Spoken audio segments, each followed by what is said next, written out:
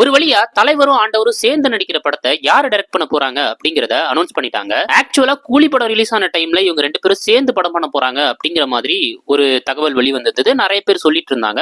இது சோசியல் மீடியால ஸ்ப்ரெட் ஆக லோக்கி தான் இந்த படத்தை பண்ண போறாரு அப்படின்னு எல்லாருமே பேச ஆரம்பிச்சாங்க. பட் கூலி படம் ரிலீஸ் ஆகி அதுக்கப்புறம் கிடைச்ச ரிசல்ட் மூலியமா இவங்க ரெண்டு பேர் நடிக்கிற படத்துல இவரு டைரக்ட் பண்ண போறது இல்ல அப்படிங்கிற மாதிரி பேச ஆரம்பிச்சிட்டாங்க. அது கன்ஃபார்மும் ஆயிடுச்சு. டைரக்டர் யாரு அப்படின்றத அப்புறமா சொல்றோம் அப்படிங்கிற மாதிரி அவங்க சைட்ல இருந்து சொல்லிட்டாங்க. பட் இந்த படத்தை RKFI தான் ப்ரொடக்ஷன் பண்ண போறாங்க அப்படிங்கிறது மட்டும் ஆல்ரெடி கன்ஃபார்ம் ஆன விஷயம். ஆக்சுவலா அதுக்கப்புறம் நிறைய டைரக்டர்ஸ் பேரு இந்த விஷயத்துல அடிபட்டுட்டே இருந்தது. இவங்க ரெண்டு பேரையும் இப்போ ரீசெண்ட் டைம்ல டைரக்ட் பண்ணதுனால லோக்கி பேரு ஃபர்ஸ்ட் அடிபட்டது. அதுக்கப்புறமா மணிரத்னம் அவர்கள் பேர் அடிபட்டது. ஏன்னா நாயகன் தளபதினு அந்த டைம்ல அவங்க ரெண்டு பேருக்கு மிகப்பெரிய ஹிட் கொடுத்திருந்தாரு. அவரும் இல்ல அப்படின்னு தெரிஞ்சதுக்கு அப்புறம் எல்சல் திலீப் குமார்ல இருந்து நிறைய டைரக்டர்ஸ் பேர் அடிபட்டே வந்தது. கடைசியா பிரதீப் ரங்கநாதன் வரைக்கும் சொல்லிட்டு தான் இருந்தாங்க இவர் தான் டைரக்ட் பண்ண போறாரு அப்படின்னு. பட் யாருமே கன்ஃபார்ம் ஆகல. பட் கடைசியா இப்போ கமல்ஹாசன் அவர்களே அனௌன்ஸ் பண்ணியிருக்காரு சுந்தர்சி அவர்கள் தான் இந்த படத்தை டைரக்ட் பண்ண போறாரு. சோ இப்போதைக்கு சுந்தர்சி அவர்கள் தான் இந்த படத்தை டைரக்ட் பண்ண போறாரு அப்படிங்கறத அனௌன்ஸ் பண்ணிட்டாங்க. இந்த படம் 2027 ரிலீஸ் ஆக போகுது.